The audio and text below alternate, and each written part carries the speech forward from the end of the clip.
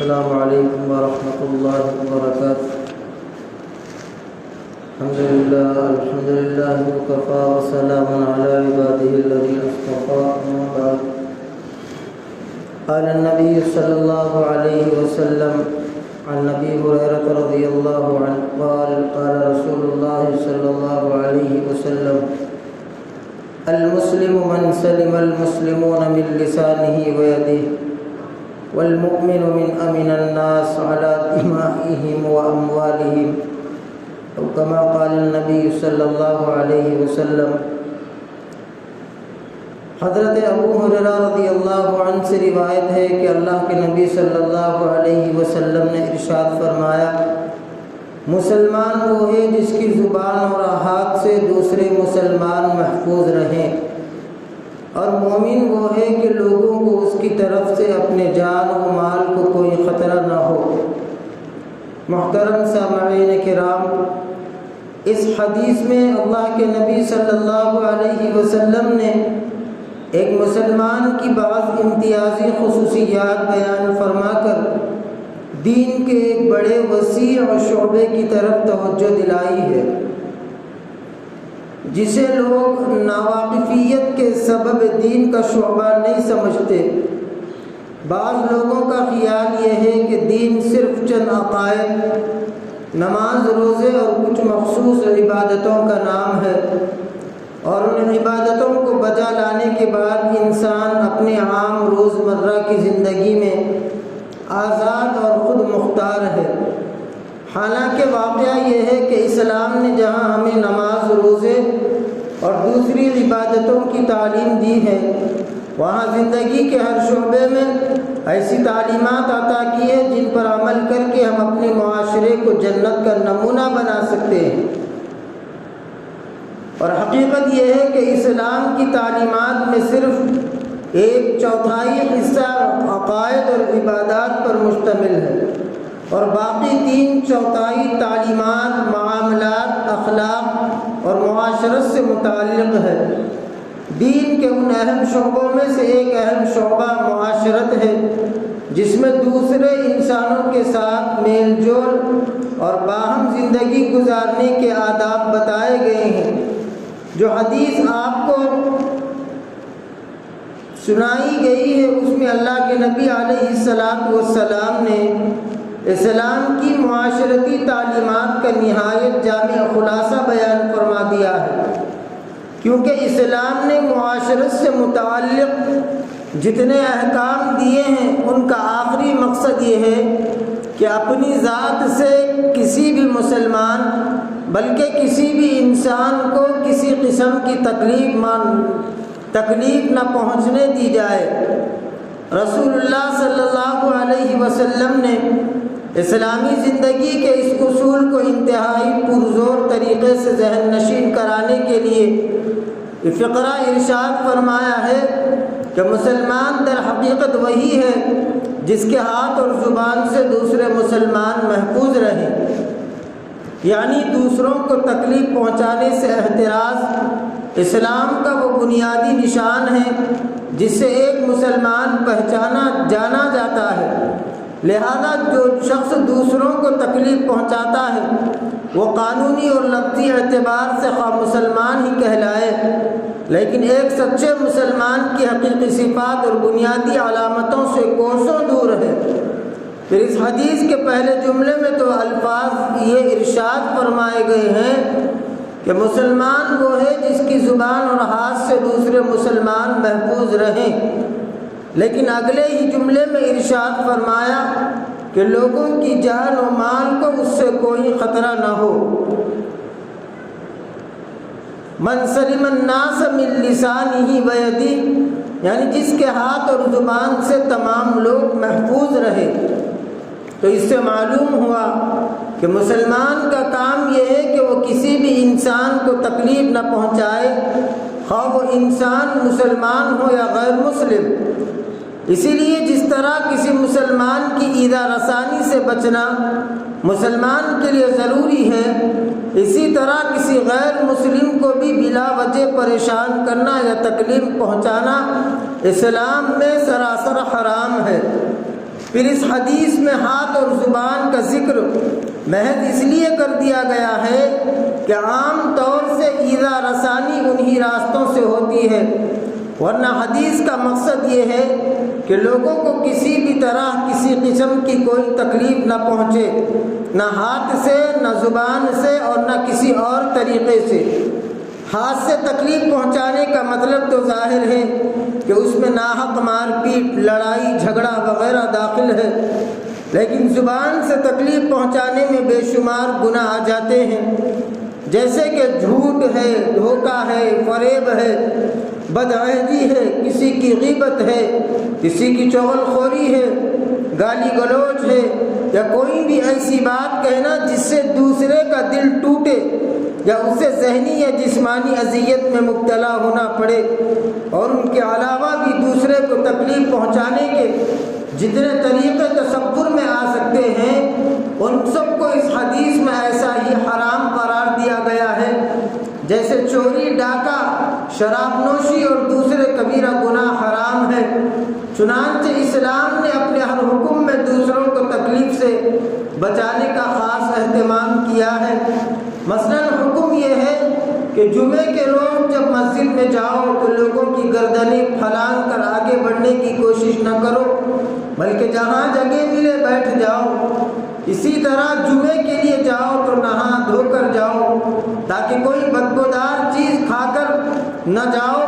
تاکہ پاس بیٹھنے والوں کو تکلیف نہ پہنچے۔ اسی طرح حکم ہے کہ نماز پڑھنے کے لیے ایسی جگہ نہ کھڑے ہوں کہ دوسروں کے لیے گزرنے کا راستہ بند ہو جائے۔ اما جان حضرت عائشہ صدیقہ رضی اللہ عنہا فرماتی ہے، نبی رحمت صلی اللہ علیہ وسلم جب تہجد کے لیے بیدار ہوتے تو ہر کام اتنی آہستگی سے کرتے تھے کہ کسی کی آنکھ نہ کھلے، اس لیے کہ اپنی نفلی عبادت کی خاطر دوسروں کو تکلیف پہنچانا یہ اسلام کے مزاج کے بالکل خلاف ہے۔ پھر تکلیف پہنچانے کی بھی بہت سی صورتیں تو بالکل واضح ہے، جیسے کہ مار پیٹ ہے، گالی گلوچ وغیرہ ہے، لیکن بعض صورتیں ایسی ہوتی ہیں جن کا ارتکاب ہم محض بے پرواہی اور بے خیالی میں کر گزرتے ہیں، جیسے سڑک پر پھل کا چھلکا پھینکتے وقت کسی کے خیال میں یہ بات نہیں ہوتی کہ یہ کسی گناہ کا ارتکاب ہو رہا ہے، حالانکہ اگر اس چھلکے کی وجہ سے کسی انسان پھسل کر گر پڑے تو اس کی تکلیف کا سارا گناہ اس شخص پر ہے جس نے وہ چھلکا بے جگہ پھینکا تھا، اور اس سے جتنے آدمیوں کو تکلیف پہنچے گی ان سب کا گناہ اس کے نام اعمال میں لکھا جائے گا۔ اس طرح عام راستوں پر کچرا ڈال دینا، سواری کو غلط جگہ پر کھڑا کرنا، بلا ضرورت مسجد کا لاؤڈ اسپیکر یا پھر سڑک پر کوئی جلسہ یا محفل منعقد کر کے اسپیکر استعمال کر کے لوگوں کے آرام و سکون میں خلل انداز ہونا، جس سے لوگوں کو سخت تکلیف پہنچتی ہے، تو بے تہذیب اور ناشائستگی ہی نہیں بلکہ یہ تو اس حدیث کی روح سے شرعی گناہ بھی ہے۔ لہذا محترم سامعین، اس حدیث کی تعلیم یہ ہے کہ مسلمان کو اپنے ہر کام میں یہ سوچنا چاہیے کہ اس سے کوئی دوسرا شخص کسی ذہنی یا جسمانی تکلیف میں مبتلا تو نہیں ہوگا، اور جس کام سے کسی کو تکلیف پہنچنے کا اندیشہ ہو اس سے مکمل بچنا اور احتراز کرنا چاہیے۔ اسی طرح ہمارے معاشرے میں دیواروں پر اشتہارات، نعرے اور اعلانات لکھنے کا رواج اس قدر تشویشناک حد تک بڑھ گیا ہے کہ اسے دیکھ کر شرم محسوس ہوتی ہے، لیکن دیواری تحریروں کا یہ طوفان دیکھنے میں نہیں آیا جو ہمارے ملک میں ہندوستان میں تیزی سے بڑھتا ہی جا رہا ہے۔ ملک بھر میں شاید ہی کچھ خوش قسمت دیواریں ایسی ہوں جہاں کوئی نہ کوئی تحریر درج نہ ہو، ورنہ ملک بھر میں تقریباً ہر قابل ذکر دیوار پر کچھ نہ کچھ لکھا یا چپکا ہوا ضرور ملتا ہے۔ ڈاکٹروں اور حکیموں کے اشتہارات، سیاسی اور مذہبی جلسوں کے اعلانات، چندے اور قربانی کی کھالوں کی اپیلیں، سیاسی لیڈروں کی تعریف یا مذمت، انقلاب لانے کے پرجوش ارادے، انتخابی امیدواروں کی قابلیت اور خدمات کا تعارف، انتخابی منشوروں کے اہم نکات، سیاسی قائدین کے دعوے اور وعدے، حکومت اور مخالفین کو دھمکیاں، کارخانوں اور محکموں میں ہونے والی زیادتیوں کے خلاف احتجاج، یہاں تک کہ ذاتی مخالفین کے خلاف گالی گفتار، غرض دنیا بھر کی باتیں دیواروں پر درج ہوتی ہے، اور ایسا لگتا ہے کہ ملک کی دیواریں اپنے مکینوں کو تحفظ دینے کے لیے نہیں بلکہ آزادی تحریر کا مظاہرہ کرنے کے لیے بنی ہیں، اور ہر دیوار ایک ایسا مفت نوٹس بورڈ ہے جس کے استعمال کی نہ کوئی فیس ہے، نہ اس کے لیے کسی اجازت کی ضرورت ہے، اور نہ اس پر کوئی پابندی ہے، بلکہ لوگوں کو صلاح عام ہے کہ وہ جب چاہے اور جو چاہے اور جتنی بھدی تحریر میں چاہے اس مفت نوٹس بورڈ پر اپنے جذبات کا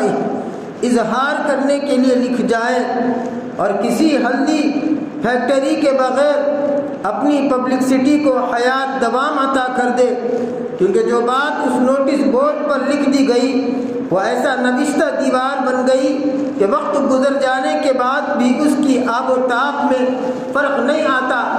چنانچہ الیکشن میں جن خادمان قوم کی ضمانت ضبط ہو، زمانہ گزر گیا،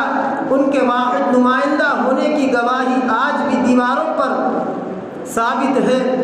جن جلسوں کو حاضرین کی کمی کی وجہ سے کئی مدتیں بیت گئی، ان کے تاریخی اجتماع ہونے کی شہادت آج بھی ریکارڈ پر ہے۔ جو معالج حضرات اپنے اعمال کا حساب دینے کے لیے اللہ تعالیٰ کے پاس پہنچ چکے، ان کی مسیحائی کا تذکرہ آج بھی زندہ جاوید ہے۔ غرض اس نوٹس بورڈ پر لگے ہوئے اعلانات کے لیے کوئی مدت مقرر نہیں، جب تک ان تحریر اپنی عمر طبعی کو نہ پہنچ جائے یا دیوار کا مالک اس پر چونا سفید کرا کر کسی دوسرے اعلان کے لیے جگہ صاف نہ کر دے، یا پھر کوئی اونچی آواز یا غصے کی حالت میں ڈانٹ ڈپٹ نہ کر دے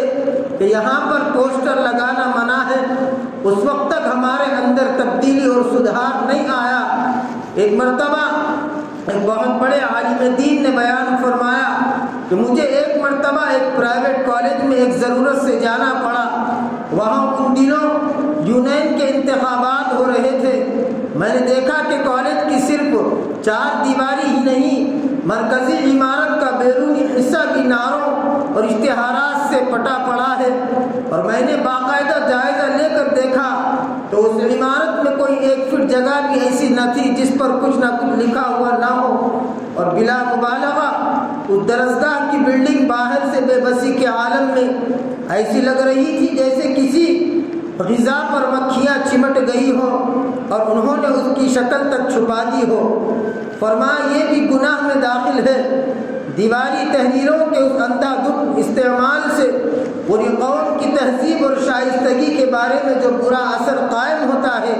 وہ تو اپنی جگہ ہے ہی، لیکن اس بات کا احساس بہت کم لوگوں کو ہے کہ یہ عمل دینی اعتبار سے ایک بڑا گناہ بھی ہے جو چوری کے گناہ میں داخل ہے۔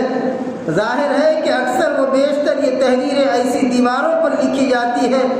جو لکھنے والے کی ملکیت میں نہیں ہوتی، اور نہ دیوار کا مالک اس بات پر راضی ہوتا ہے کہ اس کی عمارت پر یہ معائنہ کاری کی جائے، لہذا عموماً یہ تحریر مالک کی مرضی کے بغیر بلکہ اس کی شدید ناراضگی کے باوجود لکھی جاتی ہے، اور اس طرح دوسرے کی ملکیت کو ناجائز طور پر اپنے کام کے لیے استعمال کیا جاتا ہے۔ حالانکہ جناب نبی کریم صلی اللہ علیہ وسلم نے دوسرے کی چیز کو اس کی خوش دلی کے بغیر استعمال کرنے کی سخت ممانعت فرمائی ہے اور اس کو حرام قرار دیا ہے، لیکن چونکہ دین کو ہم نے صرف نماز روزے کی حد تک محدود کر کے رکھ دیا، اس لیے یہ کام کرتے وقت ہمیں یہ خیال نہیں آتا ہے کہ ہم کتنے بڑے گناہ کا ارتکاب کر رہے ہیں۔ جن گناہوں کا معاملہ براہ راست اللہ اور بندے کے باہمی تعلق سے ہے، اس میں کسی دوسرے کے حق کا مسئلہ پیدا نہیں ہوتا۔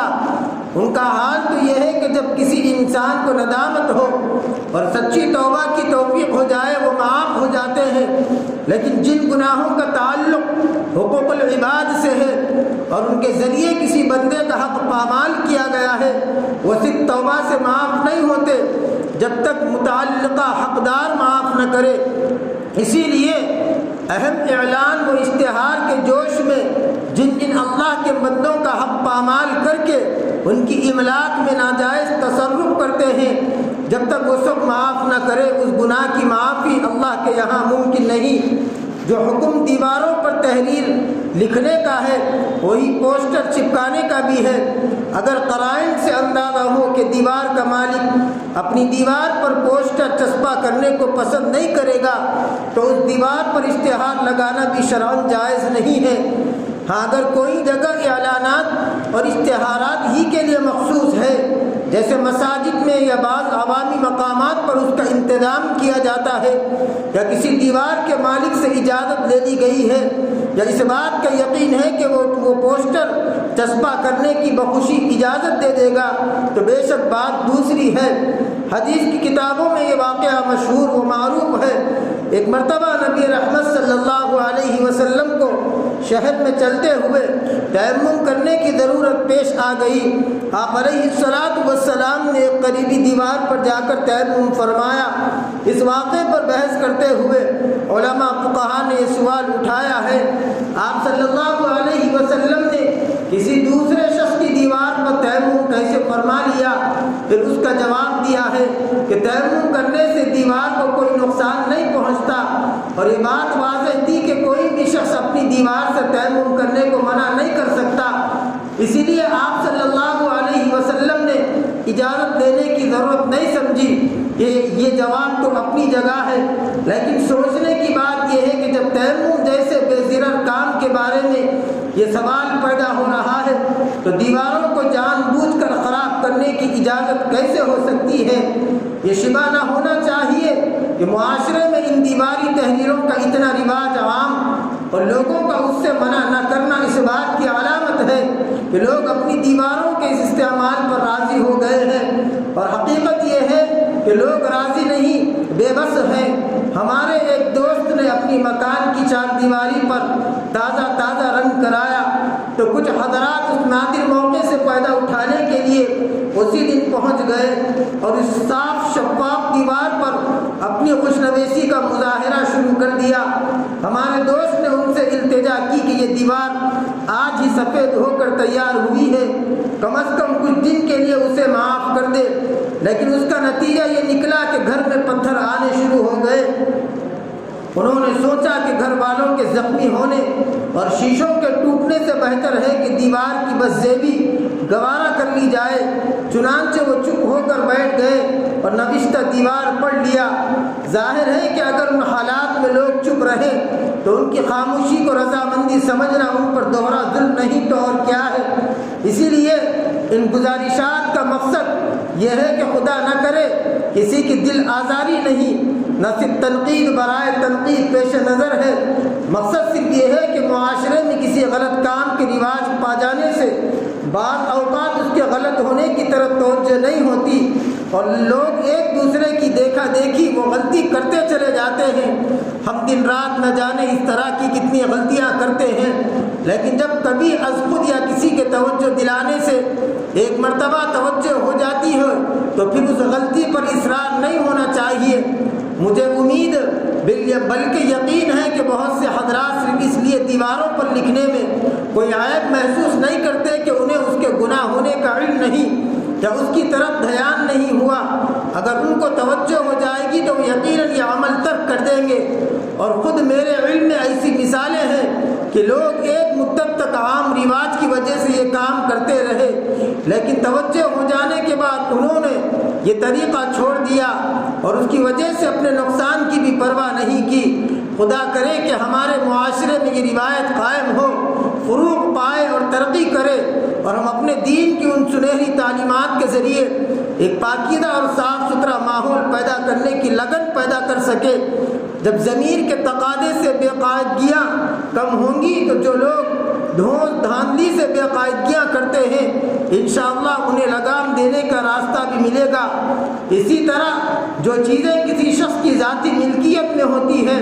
ان کے بارے میں تو تھوڑا بہت احساس لوگوں کو ہو بھی جاتا، لیکن جو چیزیں سرکاری املاک کہلاتی ہیں ان کے بارے میں واقعی مال مفت دل بے رحم کی مثل صادق آتی ہے، ان پر قبضہ کر لینا، ان کو خلاف قانون استعمال کرنا یا بے دردی سے استعمال کرنا ایسی عام بات ہو گئی ہے جس پر انگلیاں بھی نہیں اڑتی۔ حالانکہ سرکاری اشیاء برسر اقتدار افراد کی ملکیت نہیں ہوتی، پوری قوم کی ملکیت ہوتی ہے، اور ان کا ناجائز استعمال صرف کسی ایک شخص کے نہیں سارے عوام کی حق تلفی ہے، اور یہ حقوق العباد کا اتنا خطرناک شعبہ ہے کہ اس میں اگر کوئی حق تلفی ہو جائے تو اس گناہ کی معافی انتہائی مشکل ہے۔ اس لیے حقوق العباد کے گناہ صرف توبہ اور استغفار سے معاف نہیں ہوتے، بلکہ ان کی معافی کے لیے اس شخص کا معاف کرنا ضروری ہے جس کا آپ نے حق دبایا، جس کا حق پامال کیا گیا۔ اب اگر وہ شخص ایک ہو اور معلوم ہو تو اس سے معافی مانگی جا سکتی ہے،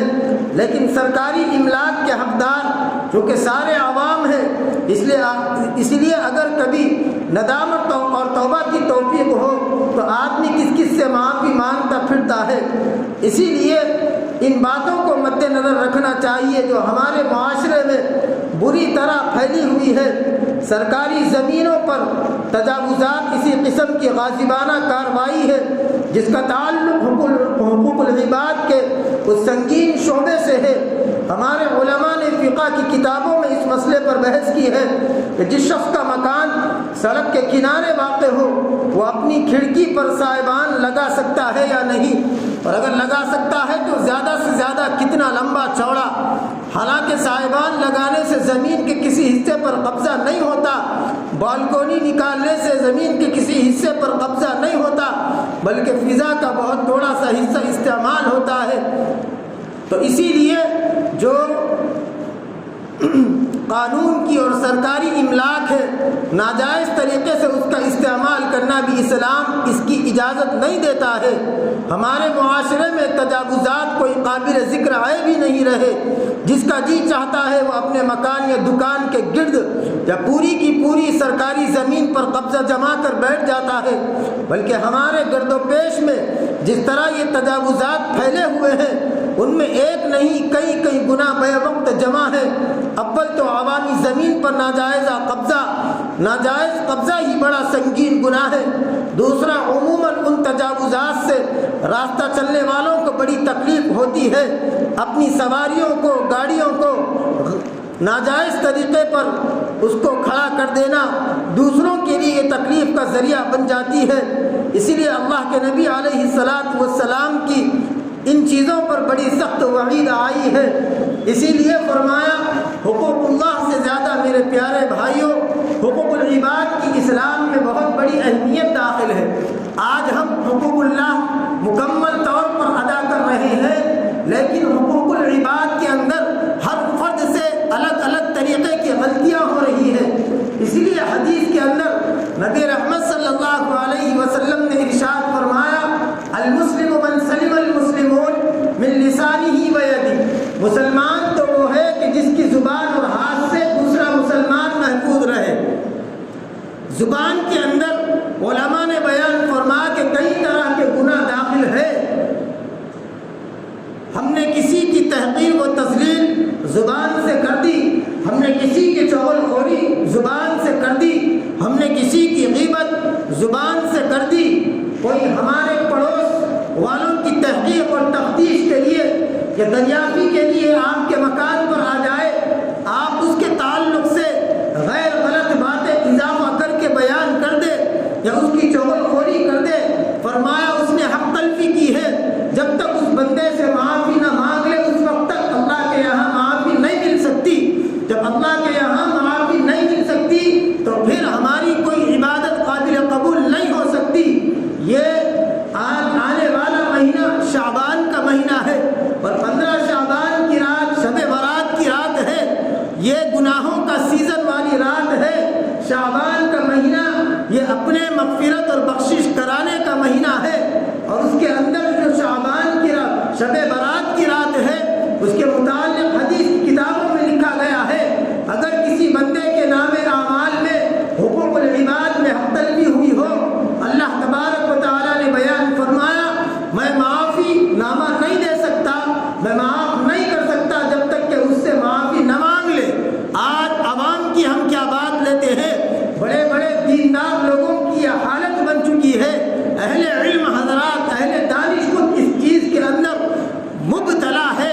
آج ہمارا مسلم معاشرہ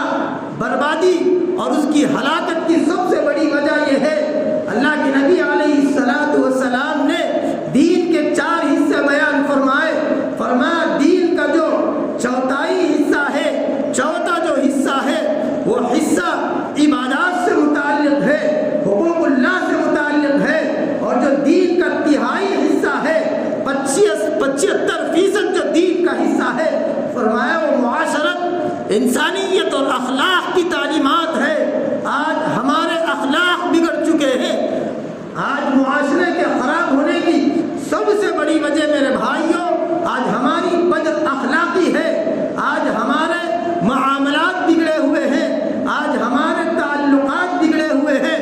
اور اللہ کے نبی علیہ السلام کی زندگی اور آپ کی تعلیمات کو ہم پڑھیں گے تو آپ کے اخلاق کے ایسے ایسے نمونے اور ایسے ایسے درس ملتے ہیں۔ اگر حضور علیہ السلام کی زندگی کا تہائی حصہ کھول کر دیکھیں گے اور قدم قدم پر مشرکین کے ساتھ آپ کا معاملہ، کفار کے ساتھ آپ کا معاملہ، یہود و نصارہ کے ساتھ آپ کا معاملہ، اسلام کے دشمن کے ساتھ آپ کا معاملہ، آپ کے راستے میں ہر طرح کی تکلیف پہنچانے والوں کے ساتھ آپ کا معاملہ انتہائی اخلاق والا معاملہ ہے، نرمی کا معاملہ،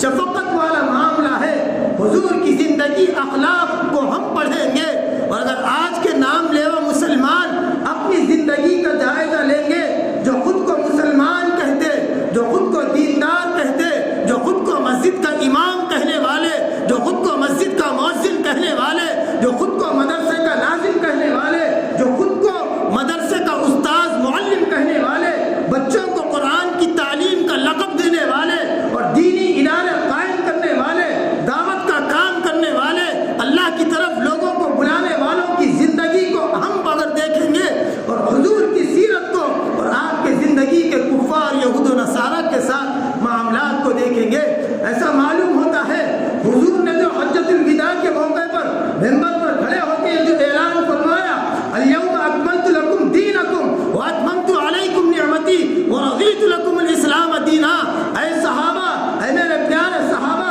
آج میں نے تمہارے لیے تمہارے دین کو مکمل کر دیا ہے۔ آج ایک دین کا دعویٰ کرنے والا، آج ایک قرآن سے واقف ہونے والا، آج ایک مسلمان کہنے والا اور اپنے اور عبادت گزار، تہجد گزار ہے، اللہ کے راستے میں لاکھوں کروڑوں روپے لٹانے والا، مساجدوں کو آباد کرنے والا، مدارس میں بچوں کی کفالت کرنے والا، سب کی زندگی کو دیکھے گا ایسا معلوم ہوتا ہے کہ الیوم اکملت لکم دینکم نہیں، لا اکملت لکم دینکم، اے نبی تم نے دین کو نعوذ باللہ مکمل نہیں کیا، ہم مسجد کے امام نے دین کو مکمل کیا، ہم مدرسے چلانے والوں نے دین کو مکمل کیا، ہم درس قرآن کی محفل منعقد کرنے والوں نے دین کو مکمل کیا، کرتا پائجامہ لمبی لمبی داڑھی رکھنے والے حرام زادے رسول اللہ صلی اللہ علیہ وسلم کی پوری زندگی کی مخالفت کرنے والے، انہوں نے یہ دعویٰ کیا ہے اپنے اعمال سے، اپنے کردار سے، پڑھا ہے قرآن و سنت کا علم، پڑھا ہے حدیث کا علم، پڑھا ہے بڑے بڑے لوگوں کو انہوں نے دین کی دعوتیں دی ہے، غریبوں، یتیموں، بیواؤں، مسکینوں کی انہوں نے مدد کی ہے، لیکن محمد رسول اللہ کو اللہ نے لقد کان لکم فی رسول اللہ اسوۃ حسنہ ساری انسانیت کے لیے ایک آئیڈیل نمونہ بنایا تھا۔ آج وہی دین کا دعویٰ کرنے والے یہ اپنے کردار سے یہ ظاہر کر رہے ہیں کہ نبی نے دین کو مکمل نہیں کیا، ہم نے بتا رہے کہ یہ نیا دین ہے، یہ نیا دین ہم لے کر آئے۔ وہ دیوبندی سے تعلق رکھنے والا ہو، وہ جماعت اسلامی سے تعلق رکھنے والا ہو، وہ جمعیت اہل حدیث سے تعلق رکھنے والا ہو، وہ اہل سنت سے تعلق رکھنے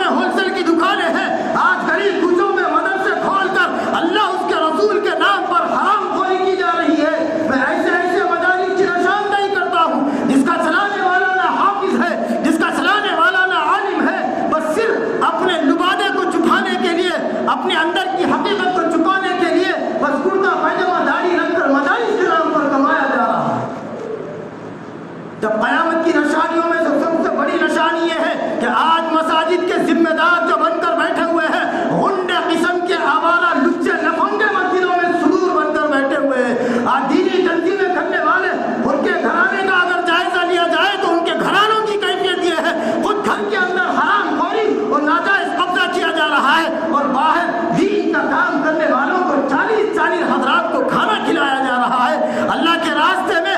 ہزاروں روپے لٹا رہے ہیں، لیکن خود کی زندگی محمد رسول اللہ کے طریقے کے اور آپ کی سنتوں کے خلاف گزر رہی ہے۔ میرے بھائیوں، یہ دین کہاں کا ہے؟ یہ محمد رسول اللہ صلی اللہ علیہ وسلم کا دین نہیں ہو سکتا۔ قیامت کی نشانیوں میں سے ایک سب سے بڑی نشانی یہ ہے کہ قیامت کے قریب علماء حق اور علماء سو کو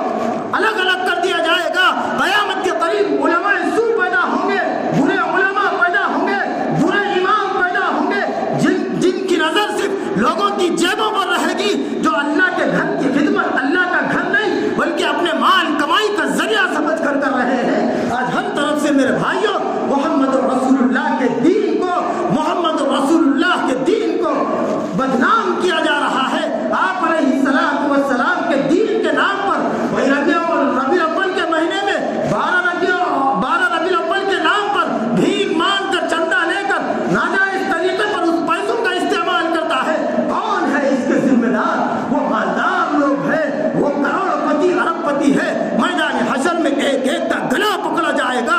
آپ کو اگر 100 گز کا پلاٹ لینا ہے، گلشن کالونی میں 50 لاکھ میں 100 گز کا پلاٹ ہے، آپ کے پاس 10 دن ہے گھومنے کے لیے، پھرنے کے لیے، تحقیق کے لیے، کیوں آپ کو زمین پراپرٹی اپنے نام پر خریدنا ہے؟ تو میرے بھائیوں، یہ جو اللہ کے راستے میں، یہ مدارس میں، یہ مساجد میں جو آپ روپیہ خرچ کرتے ہیں، یہ آپ کی آخرت کی کرنسی ہے، یہ آپ کا آخرت کا روپیہ ہے۔ اس لیے صحیح جگہ پر ان روپیوں کا استعمال کیجیے۔ وہ یہ کہہ رہا ہے، ایک صاحب میرا قریبی بڑے محبت میں کہنے لگے، مولانا میں نے ایک فلاں جگہ میں نے 50,000 روپے بچوں کے قرآن کے لیے میں نے مدرسے میں جا کر دیے تھے، اللہ پر بھروسہ کر کے میں نے دے دیا، پھر میں 1 مہینے کے بعد میں نے اپنے کسی عزیز و اقارب سے تحقیق کروایا، معلوم ہوا نہ وہ مدرسہ ہے، نہ مدرسے کا بورڈ ہے، نہ بچے ہیں۔ انہوں نے بڑی آسانی سے یہ کہہ دیا ہے کہ میں نے اللہ پر بھروسہ کر مولانا میں نے فلاں رقم دے دی ہے۔ میرے بھائیو، کون ہے اس کے ذمہ دار؟ مسلمان اس کے ذمہ دار ہے، عوام اس کی ذمہ دار ہے۔ کب بیدار ہوں گے؟ کب بیدار ہوں گے؟ عبادتوں کے معاملے میں بڑے تہجد گزار ہے، معاملات کے بارے میں دھوکے باز ہے، بٹے باز ہے، فراڈ ہے، جھوٹ بولنے والے، غیبت کرنے والے، مسلمانوں کو تکلیف دینے والے۔ محمد رسول اللہ کی روایتیں بتا رہی ہے، بخاری اٹھائیے، مسلم اٹھائیے، ترمذی اٹھائیے، ابن ماجہ اٹھائیے، تمام حدیثوں کو میں نے کل رات جمع کی ہے۔ محمد رسول اللہ کا دین کہہ رہا ہے، آپ کے اخلاق بتا رہے ہیں۔ آپ نے فرمایا، غیر مسلم ہو یا مسلمان ہو، کسی بھی انسان کو من لسانہ و یدہ، اپنی زبان سے، اپنے ہاتھ سے تکلیف نہ پہنچائی جائے۔ آج میرے بھائیوں، اپنی زندگیوں کا جائزہ لیجیے۔ دین محمد رسول اللہ کا خطرے میں ہے، میرا دین، میرے نبی کا دین خطرے میں ہے۔ سن 800 صدی ہجری کو دہرائیے، علامہ امام غزالی کھڑا ہوا تھا، علماء سو کو مساجد کے ممبروں سے نکال کر پھینکا گیا، مدارس سے نکال کر پھینکا گیا۔ جنہوں نے اپنے پیٹ کو، کون تھا؟ اکبر بادشاہ۔ اکبر بادشاہ علماء کی بڑی عظمت کیا کرتا تھا، اکبر بادشاہ علماء کا بڑا ادب و احترام کیا کرتا تھا۔ تاریخ اٹھا کر پڑھیے، 400 صفحات پڑھنے کے بعد آپ کو معلوم ہوگا اکبر دین الہی کیوں قائم کرا، کہ خدا میں ہوں، کہ اکبر کو دین الہی قائم کرنے میں علماء سو کا ہاتھ تھا۔ کون علماء؟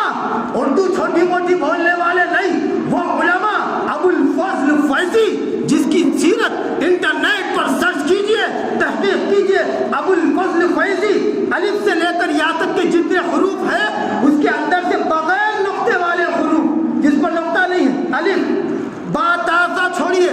ہا، دال، را، سین، صاد، طا، لام، میم، بغیر نقطے والے 17 حروف کو لے کر ابو الفضل فیضی نے قرآن مجید کی تفسیر لکھی تھی۔ بڑے بڑے لوگوں نے اسے ایوارڈ دیا تھا، اکبر بادشاہ نے ایوارڈ دیا۔ ابو الفضل فیضی کا جب انتقال ہوا، کون تھا؟ وقت کا بہت بڑا عالم تھا۔ جب دفنایا گیا تو ابو الفضل فیضی کے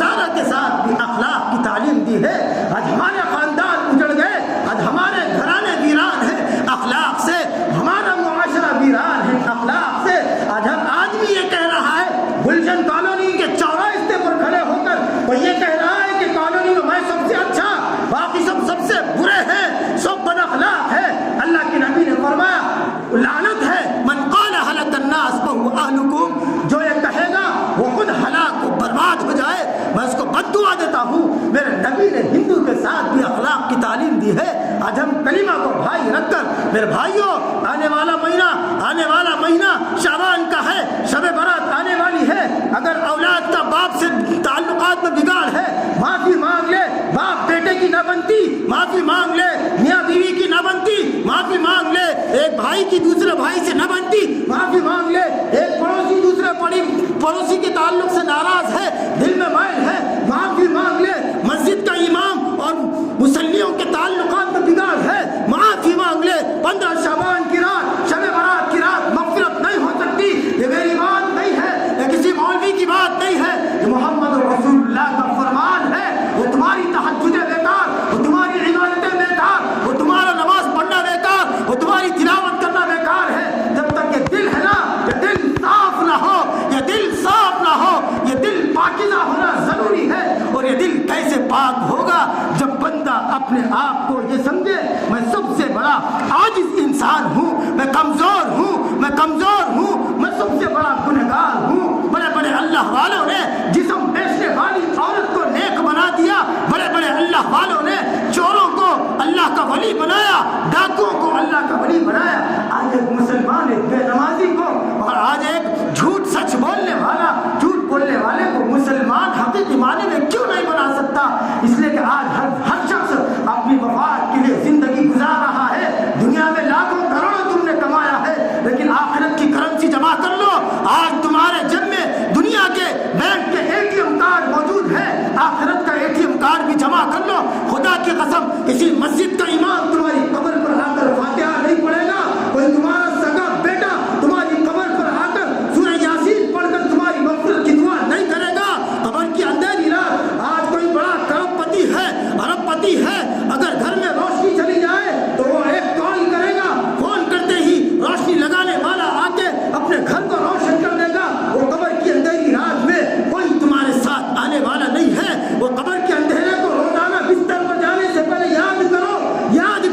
کیا ہوگا۔ آج میں بستر پر نرم ملائم گدوں پر میں آرام کر رہا ہوں، لیکن قبر کے گلے پہ میرے بھائیوں میرا کیا ہوگا؟ کوئی مولوی کسی بڑے علامہ کا سفارشکار نہیں ہوگا، سفارش کرنے والے محمد رسول اللہ ہے۔ آج میرے نبی کا دین خطرے میں ہے، آج علماء بک چکے ہیں، اچھے کام کرنے والے گنے چنے رہ گئے ہیں، سب پیٹ کی پوجا کر رہے ہیں، دنیا کمانے میں مصروف ہے۔ میں جس کو زیادہ مانتا ہوں جسٹس مفتی محمد تقی عثمانی، جو میرے روحانی پیر ہے، جن کا میں مطالعہ کثرت سے کرتا ہوں، یوٹیوب پر اٹھائیے، فرانس کی زبان جاننے والا تقی عثمانی، انگریزی بولنے والا تقی عثمانی، فارسی بولنے والا تقی عثمانی، پاکستان میں کئی عرصے تک چل رہا وہ آدمی کے آپ بیانات سن لیجیے۔ مفتی تقی عثمانی نے بتایا کچھ دن پہلے میرا فرانس جانا ہوا، فرانس میں نے ایک ایسے گھر کو جانا ہوا کہ کروڑوں کی ڈالروں کی بہت بڑی بلڈنگ ہے، میں نے دیکھا اس کے اندر ایک باقاعدہ کلب ہے، ناچنے والی رنڈیاں لونڈیاں لائی جاتی ہے اور ناچا جاتا ہے، شراب پی جاتی ہے، جبا کھیلا جاتا ہے، خنزیر کا گوشت کھایا جاتا ہے۔ تحقیق کرنے کے بعد معلوم ہوا کہ آج سے 50 سال قبل ان کے آبا و اجداد علماء ان کے مفتیات تھے۔ آج علماء ہو، مفتیاں ہو، عوام ہو، آنے والے دور میں سب کی نسلوں کا ایمان خطرے میں ہے۔ اس لیے میرے بھائیوں حلال راستوں کو اختیار کرو، یہ حرام خوری چھوڑو۔ معاشرے کی درستگی تمہارے دل کی درستگی سے ہے، اور اپنے دل کو پاک کرو۔ قبر میں جاؤ یہ دل ایسا پاک رہے، آب زمزم سے دھونے کی بھی ضرورت نہ پڑے۔ فرشتہ کہنے لگے اے اللہ اس بندے نے تو اپنے دل کو پاک صاف لے کر آیا۔ مغفرت بخشش دل کی پاکیزگی پر ہے، عبادتوں کا انبار جمع کر لے۔ دل میں میل ہوگا، وہ میل کو دھونے کے لیے یہ ذخیرہ بھی کم پڑ جائے گا، پھر بھی تم کنگال مفلس کہلاؤ گے۔ اللہ ہم سب کو نیک عمل کی توفیق عطا فرمائے۔ وما علینا الا البلاغ۔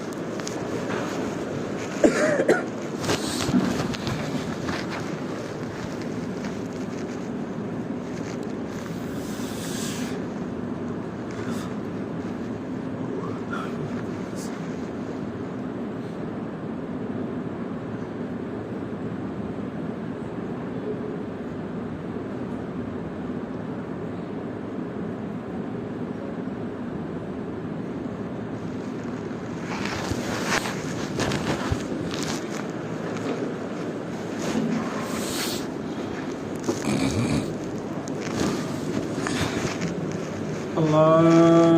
أكبر الله أكبر